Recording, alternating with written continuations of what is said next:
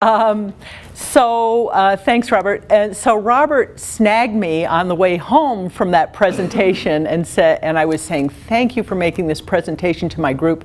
And he said, oh, and by the way.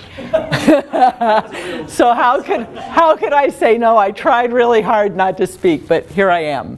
And I'm not going to tell you about myself. I'm going to just jump right into the presentation. So I was trying to think of how to do this presentation. There's a lot to know about facilitation, community process, tools that you can use, all of that type thing. And I started preparing in fact, I did prepare a presentation that had more of that type of information. And then I looked at it last week and I said, this is boring as hell. And so I threw it away. And I decided I'm just going to tell a story. And through this story, then I hope to share some of the principles that that people use when they're doing community process. But anyway, I think working at a community level is really great for people like me who have a science background but are not really science-oriented people. I am definitely not a science-oriented person, but I'm glad to have that background. It is helpful in my work. But what I really like doing is working with people, and I consider doing watershed and regional work to be a cultural practice. And I tend to have a pretty natural way of working with communities who are not similar to me. I try not to judge. I try to recognize that I'm working with a community that knows things I don't know, and try to keep an open mind about those kinds of things. And so that's really important when you're working at a community level. My story is going to be about the Granite Headwaters Watershed Group. It's one of the groups I'm working with right now. And they are a very different culture from me. They're a real ag community, quite conservative. They're very quiet, sort of introverted community, and they don't really have a lot of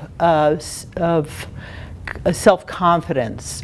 They're a group that feels a little uncomfortable about working with green organizations. And so I came into Granite Headwaters because they needed somebody to write their watershed restoration plan, which is part of the whole TMDL process. Probably some of you know about the Clean Water Act and total maximum daily loads and developing watershed restoration plans. And so that's how I came in. And they said, you know, we've been around for quite a few years, but we haven't done anything because we don't have a facilitator. Would you consider applying to be a facilitator? So I did, and got the job, and have been really loving working with them ever since. So as I was writing this watershed restoration plan, I came across some information that was new since the TMDL was written. In fact, Joe, you might recognize this. I got this information from Joe, and there were several people in here who helped me. Poor Phyllis was probably glad when I got that done because I was bugging her up and down. And this is a very interesting chart, and I brought it to the community group. And I think the data was collected in 2012, and it just shows the DEQ went to the mouth of every tributary that comes into the Clark Fork River from Mill Willow, over by Anaconda, down to almost Missoula. And in this chart, it's showing the total mercury that was that was in the water at each of those tributaries. And you can see right here, that's Flint Creek. Flint Creek is the main drainage that goes through Granite County.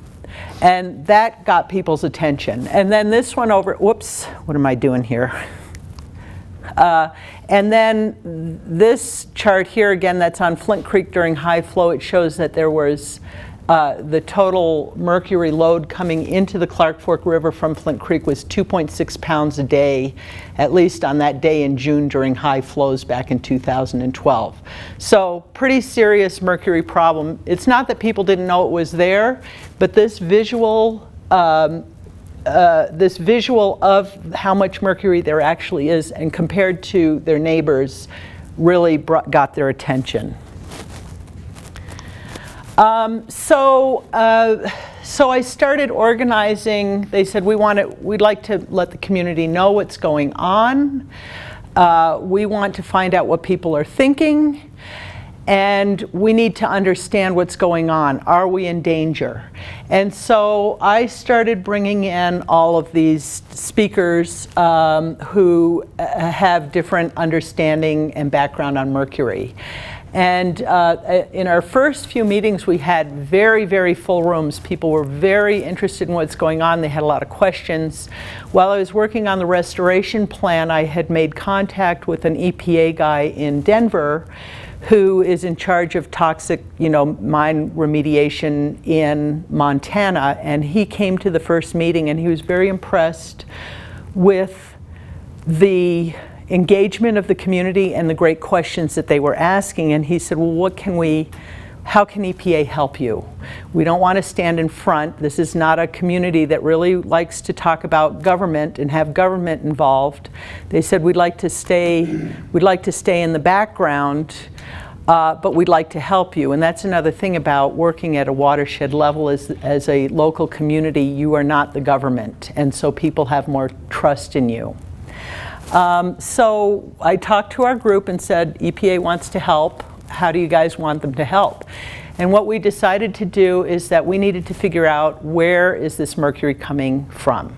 Now, people know sort of where the mercury is coming from, because they know the history of their community, they know the history of mining. But as scientists, you know that we don't just take people's word for it. We have to have data to show that.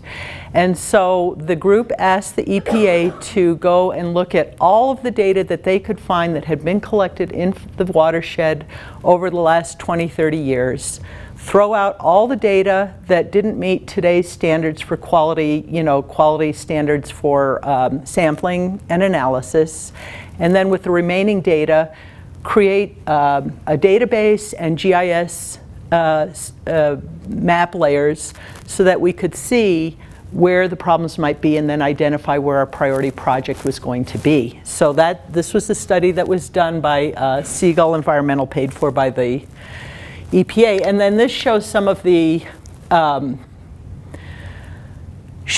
layers, the GIS layers that they put together for us. And so you can see here in Flint Creek, there's 411 abandoned mine sites. A lot of them are centered here, quite a few around Hall. And I was really surprised at how many are up here above Georgetown Lake. But anyway, and the water data and so on, they looked at 20,000 lab results, and what the upshot was that they determined that most of the mercury was coming out of two drainages right near Phillipsburg, Douglas Creek and Fred Burr Creek. So the group looked at that and they said, well, there's still, actually Douglas Creek is really bad problems. Fred Burr Creek's pretty bad. That was the one we decided to work on. We rejected Douglas Creek even though it has worse problems because there's actually an operating mine on that creek, and we saw that as creating more problems. Had more hurdles to jump, I should say. So we went ahead and decided to focus on Fred Burr Creek. In the meantime, this is stepping back a little bit. Back in 2006, there's a guy named Dr. Heiko Langner, who was a geochemist working in University of Montana. And in 2006, he started a citizen science study on osprey. He went and collected blood from the chicks of osprey all up and down the Clark Fork River from below Missoula on up. And he started thinking that from looking at those blood samples, and he had kids involved. The kids came and they collected blood samples. It was a really great project to get kids involved in science. But from that study, he figured out that, things are looking fishy over in Flint Creek. And so he went on himself and started collecting sediment and water samples. And just coincidentally, he was doing that at the same time that we were starting to say, wait a minute, we need to do something about mercury in Flint Creek. So I think this is a really great map because it shows the relative mercury contribution to the waterways. And you can see, you can see that, most of it starts in Flint Creek and goes right on down to Missoula. So here's where that mercury is coming from. We know. We still haven't been able to sample it, so we can't say that for sure that that's where it's coming from. But this mill site was operating for only 3 years at the head of Fredburg Creek. They'd run the ore down with a tram from granite up on top, and they would process it here. And we know from the cleanup that occurred in just recently in Granite County on the Black Pine Mine that hundreds of tons of mercury were transported up to the Black Pine Mine. We haven't gotten the documentation to find out how much mercury was transported into Rumsey Mill site, but it's probably in that league. So we started off using DEQ as our project manager. And so once we decided that that's where we were going to focus our efforts, DEQ went out and collected sediment and water samples, high and low flows, on Fredburg Creek. And so here's Fredburg Creek, and where it crosses the road and hits Flint Creek over here.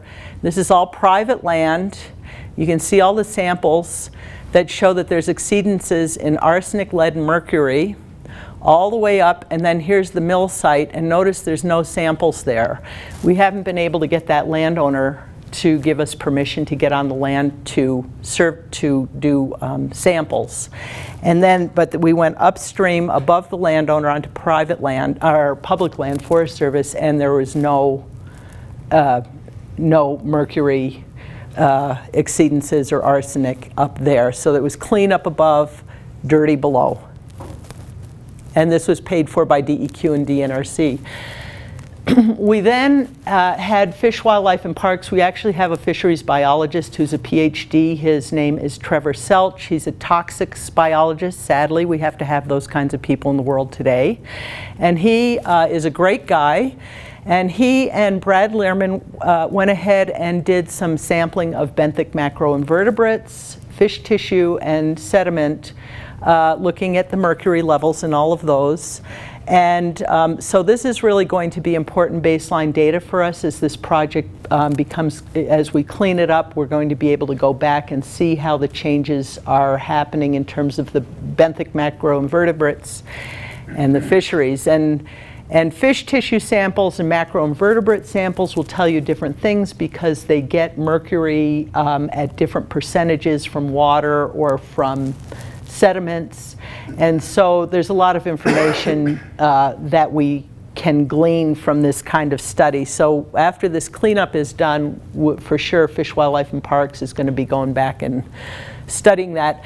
And you know, Fish, Wildlife, and Parks sets our fish consumption guidelines, and Flint Creek, I think, has the strictest consumption guideline in the state. On Flint Creek, below Fred Burr, above Fred Burr, you can eat 11 trout if you're a woman or a child. Below Flint Creek, they wouldn't recommend more than 2, and I wouldn't eat any. And then you go down to the Clark Fork, and they say below Flint Creek on the Clark Fork, better not eat any fish. So it's a health hazard. So we, decided that we made some changes in who is going to become the project manager. So I want to step back and just mention that when I was contracted to be their facilitator, I asked them, what is your goal? What would you like to do? They didn't really have any projects in place, and I wasn't really sure where they wanted to go. This was not yet a project. And they said, we've been around for a while, we haven't really done anything because we don't have trust in the community. So what we would like to do is we would like to have you help us complete a project so that we can develop trust, and then using that trust then as a springboard to do more. Well, unfortunately, the first project we took on was not spraying weeds on, the road. We took on this mine cleanup. It's a big project. But I mentioned earlier that they're not really trustful of state government organizations, and they decided they didn't want to work with DEQ. But on the other hand, they weren't really very trustful of those green organizations either. So as we've been working through this and bringing people on board, partners and so on, they've been getting to know people in Trout Unlimited and Clark Fork Coalition. And they said, hey, you know, those guys are pretty good. We really appreciate those guys. We'd like to invite them to sit on our technical advisory committee. We'd like them to be our project manager. And so I try to remember to celebrate success all along the way, because I don't know if we're going to be successful as a group in getting this mine cleaned up primarily because of the landowner. However, we do have successes, and one of the successes is that this group now works with Trout Unlimited. This group now works with Clark Fork Coalition and other nonprofits. We did lose one of our steering committee members when Trout Unlimited came on, but that's okay. I mean, that's part of the change. And then you can see who some of our partners are. We continued our community education campaign. We've had a couple of watershed tours, and those were very important. We actually had really good participation in those, and that really helped people to really understand what was going on by seeing it, by feeling it, by having people on the ground. That's Rob Roberts from Trout Unlimited and Chris Brick from Clark Fork Coalition up on the Black Pine Mine. This is Fred Burke Creek over here. We started a newsletter, and so we are trying to keep the community informed. And then what do you know, we applied for the DNRC Reclamation and Development Grant, placed first in the priority list and got $500,000. And the DEQ is going to match that. So that's really great news, but then when we got that $500,000, all of a sudden everybody became fearful. All of a sudden they were afraid. Oh my goodness, we're responsible for all this money. Might we be sued if something goes wrong? And so we really had some problems that cropped up. People in the community were meeting at their local coffee klatch, and they were talking dirt on our project, and they were saying we're going to become a Superfund site, and everybody downstream is going to become a responsible party, and we don't feel very good about this. And so the people who are not participating are kind of off in the background, like talking this thing down. And so what we need to do is make sure that we have people go into the local Liars Club and saying, oh yeah, I hear what you're saying, but here's the facts. And so you need to do your communication not just at a formal level, but also at an informal level within the community. So then the next thing that happened, there was a big article in the paper, big front page article, and then I don't know, 1 or 2 pages inside, it was a very big article. Owner Kennelly's from Exxon, what are they called, Town Pump, is the landowner, won't let us on the ground, not too concerned that mercury's going downstream to the neighbors. One of the neighbors, I thought, I wish this neighbor, this Jim Flynn, owned the land, because his comment was, it's the feeling of responsibility, we're all in this together, and if he were the landowner, we would probably be cleaning that project up right now.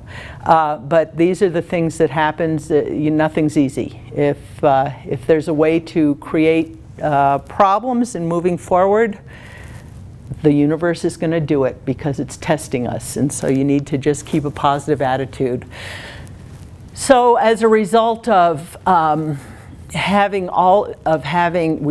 hired an engineer, we brought them out, we flew LiDAR, we started to go out and collect soil samples, and one of our new board members has not figured out collaborative process and went out there and stopped the engineering firm from collecting samples because he thought that the machine was the wrong size.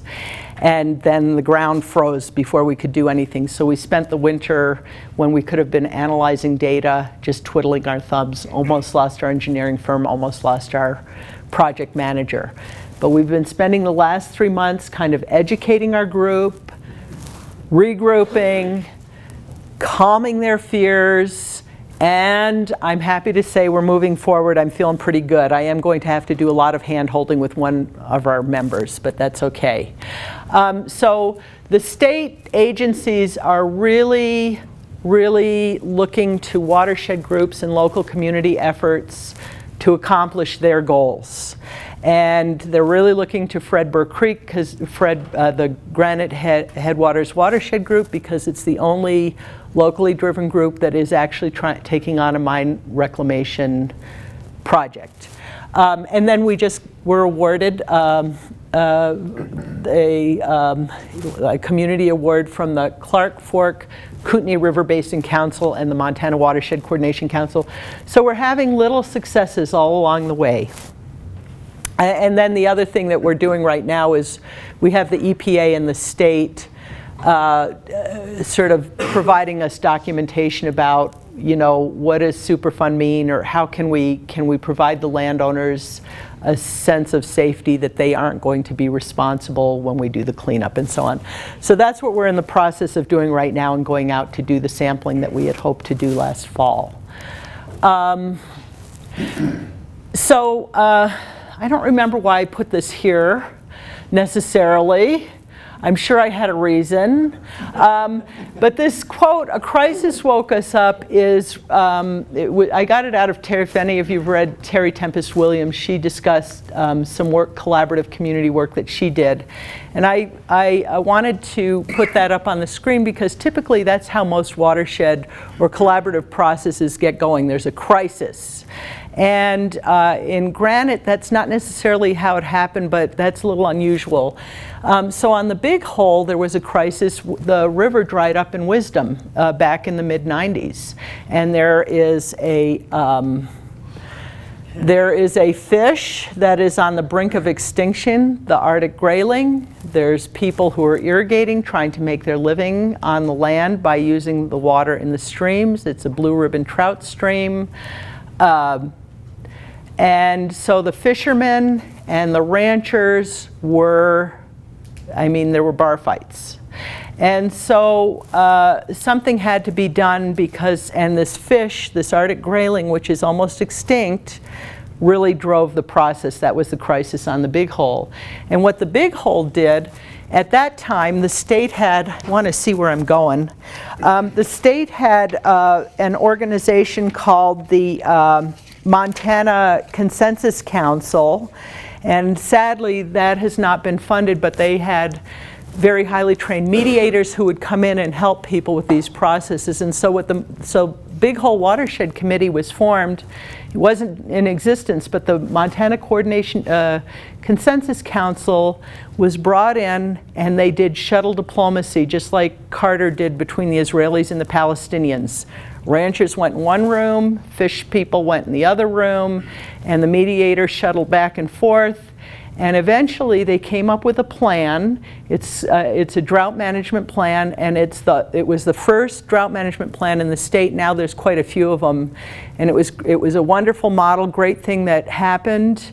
I think we need to do different things now. We're working on water management issues still in Granite Headwaters and the whole Upper Clark. Everybody's dealing with it because of drought.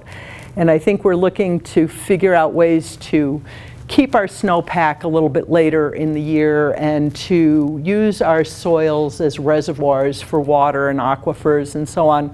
So that we have new models, but this was the first of its kind, and they won a state award and are really doing great work. And when you go to when I was working with the Granite Head, or the Big Hole, it was really wonderful to go sit in those meetings and watch people solving problems together. I would just sit back and they would brainstorm resolution to their problems, and it was really inspiring to see what can happen when you become adept at that. And so I'm hoping that I can help this Granite Headwaters group achieve that. We're not there yet. The other thing I wanted to point out that, working on a watershed level, it really makes sense. That quote by Wendell Berry was prominently displayed at the Montana Water Summit that was in Helena a couple weeks ago. There were a lot of people there, and it's obvious why you want to work in a watershed. What happens upstream affects people downstream. And the state really supports it. There are at least 60 watershed groups in Montana right now. I think there were 20 when I got started, maybe less. And there's new ones forming all the time. The crisis on the Yellowstone last year was the fish kill up around in the upper Yellowstone, and so there's a watershed group forming around that. True to the visionary, or I should say the vision of our current administration, we're stepping backwards, and Brian Zinke thinks that we ought to just cut rivers off in the middle. You know, if they cross the state line, it's not, we don't, you know, watersheds don't count anymore. So when they're doing that drilling and oil and gas development in Wyoming and sending salt water down to Montana, that's Montana's problem. We're not dealing with watersheds anymore. So hopefully we'll step back to a more reasonable approach in time. The pendulum swings. So that was a long talk, but if I could have said it this way, I would have. Terry Tempest Williams. So I'm just going to make a few points here. Oh, and I'm actually a little ahead, so a little surprise can happen. Collaboration. So collaboration, you know, I just picked a few bullet points. Be sure you have respected people. We had one of our steering committee members leave because he just thought the idea of working with Trout Unlimited was just like beyond the pale. Well, you know, I mean, you gotta respect people. And so we have on our steering committee this guy, Barbara and Tom Sanders. Tom is on our steering committee, and they won the Good Neighbor Award last year. That's them accepting their award with, from Steve Bullock. And so that's very important because those are the voices that people are going to hear. When I go into the community, I try to keep my mouth shut, which, you know, as some of you know, is not really, it doesn't work too well. But when I go out in those communities, I do try to do that because the people that the community is going to listen to is your local respected leaders. Diverse interests. You don't want to just make your decisions based on what the rancher wants. You don't want to make your decision just based on what the fisheries guy wants. You want to find out where those two can agree, and that's the place that you want to focus your effort. Ranchers want water in the river. Fish people want water in the river. How do we make that work without hitting each other with a shovel? You have to have partners. You have to have scientists to help you understand the issues. I don't know from Mercury, but we have people who do know from Mercury, and you bring them in. Helps to have a good facilitator. The group I'm working with, the Granite Headwaters, they didn't do anything for 6 years because they didn't have a facilitator. They said, we'd like a facilitator, and now they're doing some things. And it doesn't take much. It just needs somebody to push it forward and somebody who knows how to sort of get in between when things are going awry. And you need to engage the community. I'm just putting this up real briefly. It's an example of communication ground rules. We had a real, I said that crash and burn this winter because we had a new board member who doesn't understand how to work collaboratively, and he was just going out there and telling the engineers to stop doing that, and he was going to this and just created a real problem. And so we had to step back and create ground rules. We're still in the process, so I didn't use ours, but this is from the Big Hole. And I think they have some really nice ideas up there for how to do consensus work. Just one other example I'm going to give. I could give lots of examples. Today I spent 2 hours on a conference call because we're trying to figure out how can all of the groups in the upper Clark Fork make sure that we can keep water in our watersheds, but also make water available for the Milltown Right as part of the compact for the Confederated and Salish Kootenai tribes who have rights to water from times immemorial. And it's a social justice issue, and some people don't really want to give up their water. So, you know, it's kind of tricky working on this stuff. But this is another example of what I'm doing with a bunch of people, a bunch of organizations. I shouldn't say I'm doing, what a bunch of different groups are doing. And these are the groups here that are working together. There's about 10 of us. And you know, grizzly bears are coming in. This slide here shows in Butte, here's Butte. All of those colored squares show grizzly bear sightings that are quite recent, and Fish, Wildlife and Parks is saying, hey, we need to somehow, we need to help people and bears live together peacefully. How are we going to do that? And so this large group is getting together, and and all of these different groups have different emphasis on what they're doing. Some have range riders, some have composting programs where carcasses are taken and composted so it doesn't draw predators into the ranches and cause conflicts in that way. And I want to just read a quick quote from Gary Snyder, who you probably all know is a wonderful poet and philosopher. And he just made a very short, very clear, concise statement that explains why you have to work across landscapes and with community in order to accomplish environmental goals.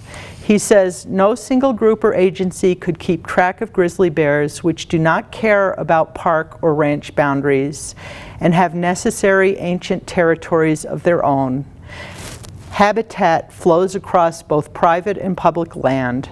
We must find ways to work with wild ecosystems that respects both the rights of landowners and the rights of bears. Okay, so here is an example of some fabulous community organizing. I mean, look at the people in every one of these photos. Look at all of the variety of things that are going on here.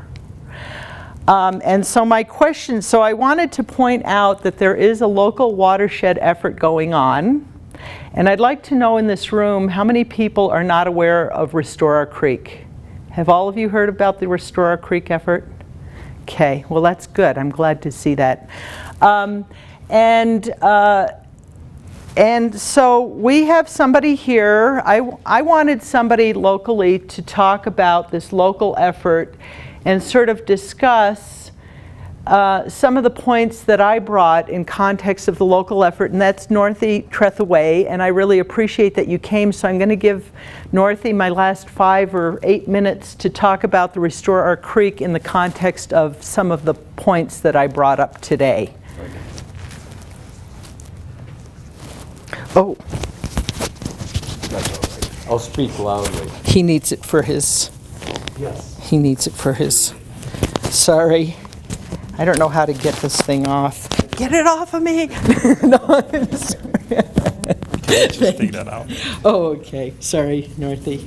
I forgot that you were going to be speaking, and so we did this whole, like, you know, like, this is like the hippy, dippy way of doing it when you don't have pockets. Okay. You just leave it on the table. Your scarf too. That would have been easier. Everything helps the. And can you put it in your pocket? Yeah. Well, thank you for allowing us to talk today. I'm not much of a speaker, but I'll give you my 2 cents worth on this stuff. I'm with Restore Our Creek Coalition. Bill's with them, Joe's with them, Doug's with them, Dr. Ray supports us and with them. I mean, we are a group that came together and comprised of hundreds and hundreds of people from the community and numerous organizations that support our cause. So just to back up a little bit on what brought us together. If you know Butte, and I know you know about the fact that Butte is the largest Superfund site in the nation, has been for quite some time. We've had EPA, BP, ARCO. We use BP ARCO because ARCO is not there by themselves. BP is the outfit that actually owns ARCO, so it's BP ARCO. We have the state of Montana. They've been working on this at least for close to 30 years. If you can believe that, 30 years of effort going into Butte and still going on, and still lots of decisions left to be made. In the meantime, Butte's economy and Butte's future is in a little bit of limbo because we're waiting for what the heck would happen. Butte's got a great community. It's got a great environment. We just need the cleanup to happen the right way. One of the things that comes along with having the largest Superfund site in the country is that they break things down into operable units. And we've had several operable units, which is, okay, let's work on this little, the lead system, or let's work on the water system. And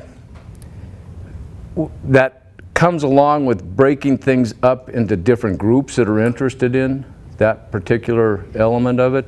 And so it's not like Milltown, where Milltown had one item to take care of. Butte had several, and probably even beyond what's been defined at this point. So how do we organize and coalesce around that stuff?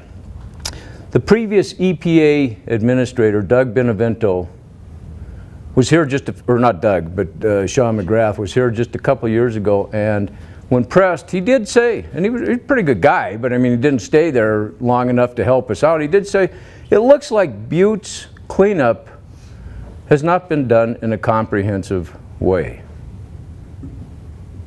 Okay, after how many years? Close to 25 years, it has not been done in a comprehensive way. So that really motivated, you know, some of that stuff to get Restore Our Creek Coalition together.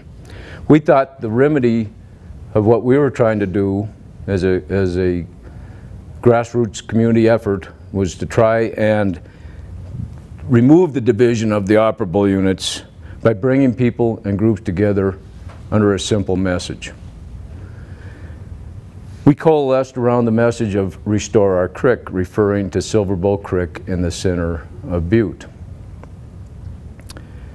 We didn't get into all the technical aspects. That's one thing that happens with these operable units. If you ever, unless you have a hydrogeology degree or a chemistry degree, then, you know, these investigations and the solutions are very complex. How do you get people really involved in that when all of that information is at this level that most people don't ever deal with, and you're trying to get them to really comprehend and understand that the future of the community is really kind of dependent on doing this the right way. So our group just said, okay, let's bring these groups together, all of the different ones that were involved in the operable units and involved in various aspects of the cleanup, and we said, let's focus on something in the center of town, something that everything kind of impacts, and it was it's Silver Bow Creek. Let's get that restored.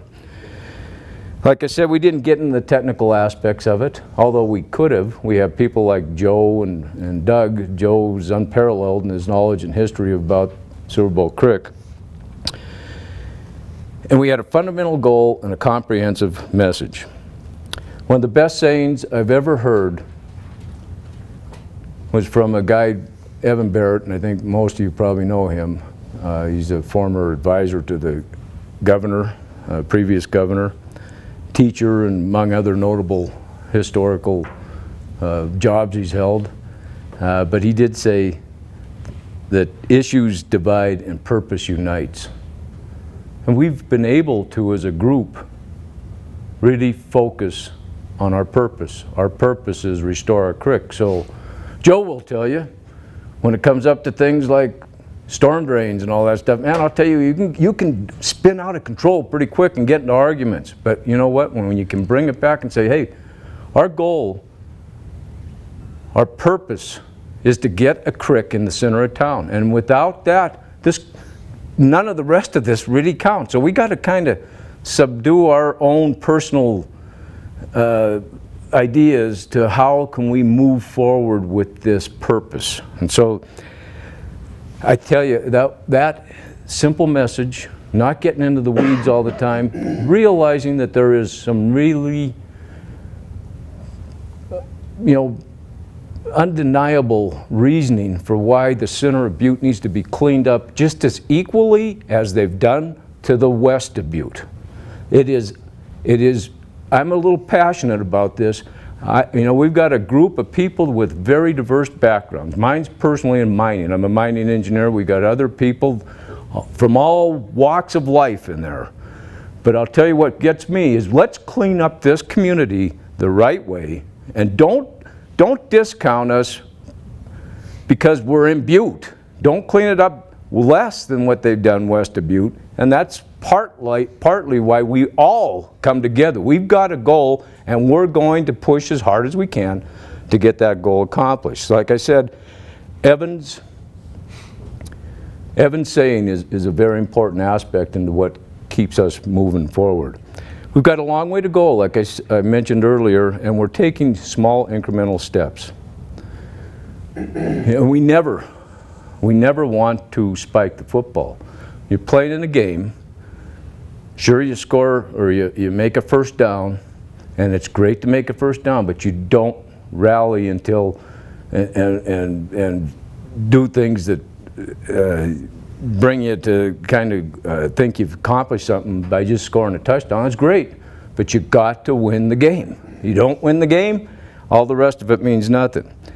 So one of the things we've done as a group is, and it was a major undertaking, but we put together that book you put up there, and it was organizing people from across the community to come together and tell us what they'd like to see in the center of town. We collected that information, we compiled it, hired a pretty good firm, a land architectural firm, to put together a document that showed that.